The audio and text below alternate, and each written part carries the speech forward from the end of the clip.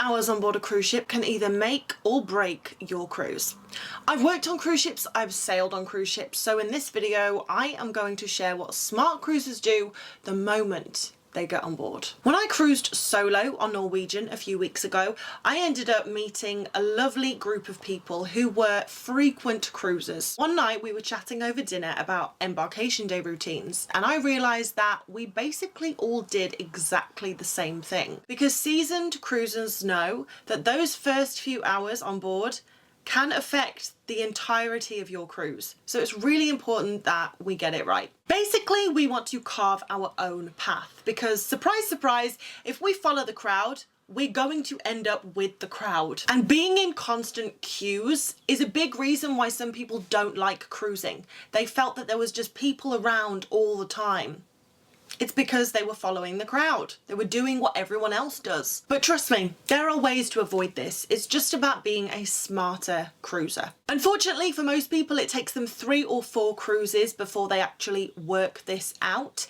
And if you've gone on 2 or 3 cruises and you queue for everything, you're probably not going to go on a 4th. But after this video, you're going to know exactly how to navigate embarkation day so you have the best cruise. I want to breeze through the pre-cruise stuff first. It's important, but the really juicy bits are the things you need to do once you actually get on board. Download the Cruise Lines app before you travel and take it for a spin. A lot of people wait until they are on board to figure out how the app works. Don't be that person. Just spend 30 minutes at home playing around with it, seeing how you book shows, how you book restaurants, how you look at the daily schedule. Because if you wait until you're on board, that's going to eat into your time on board the cruise, because you're going to end up spending time trying to figure out the app rather than enjoying your cruise. And when you're on the cruise, that's when you need things to work for you. So if you don't know how the cruise line app works, you're going to get frustrated. Whereas if you're just playing around with it at home, there's no pressure. When you do your online check-in, obviously you want to grab the earliest check-in time possible. Earlier boarding, earlier cocktails. Simple math. Know what you want to do when you're on board.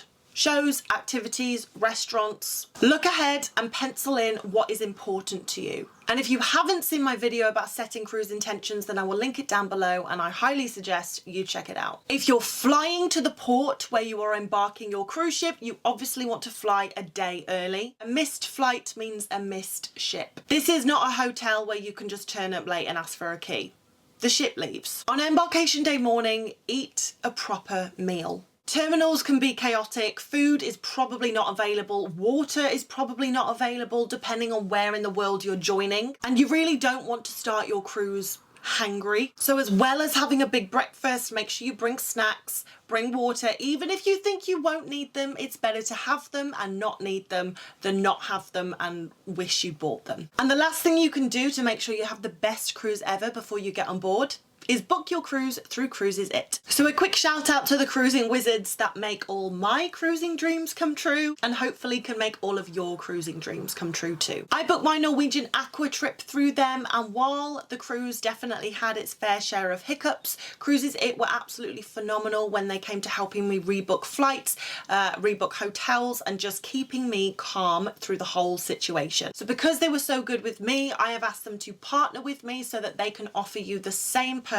that I get when I go on a cruise. They've got access to exclusive rates, even rates that aren't available on the cruise line's website, and they have the ability to give you perks that cruise lines don't even advertise. We're talking onboard credit, free gratuities, speciality dining, and they almost always beat the cruise line's price. Plus, one of my favourite things is they will track the cruise fare. So before final payment, if your cruise comes down in price, you'll pay less. So if you're booking a cruise, you can use my link below and check out Cruises It. It costs you nothing extra, gets you a better deal, and supports the channel at the same time. So it's a win-win-win. But now moving on to what we're going to do when we have boarded to make sure we have the best cruise. Have everything you will need for your first day on board in your hand luggage that you take on board with you. Documents, medication, swimwear, change of clothes for dinner, sunscreen. Your checked luggage might not arrive until much later in the day. 9 times out of 10, it does come relatively soon after you board, but in some cases, it doesn't come till later.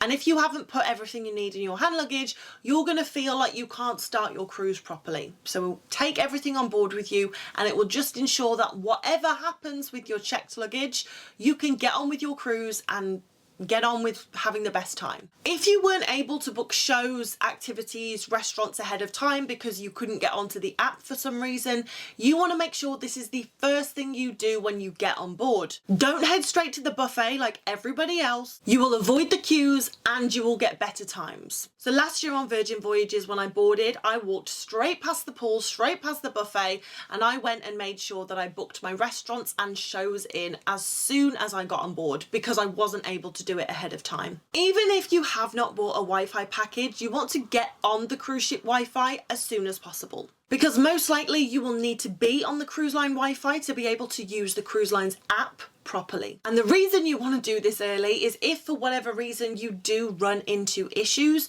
you can go and see the crew members that are taking care of the Wi-Fi and ask them for help before everyone else descends on them and you have to queue for 10 minutes just to get seen. Once you're on the Wi-Fi, you want to fix your phone settings. Put your phone on flight mode to avoid roaming charges and switch off auto time updates. Ships mostly operate on ship time, which doesn't always match your location. You don't want to show up an hour early for dinner, or worse, an hour late. If you need to update your loyalty status or your perks or anything like that, head to the loyalty desk right after you have booked in your dining and shows. Now, if this is not urgent, of course you can do this on a quieter port day, but sometimes when you get on board, you just want to get your loyalty stuff sorted, which I completely understand.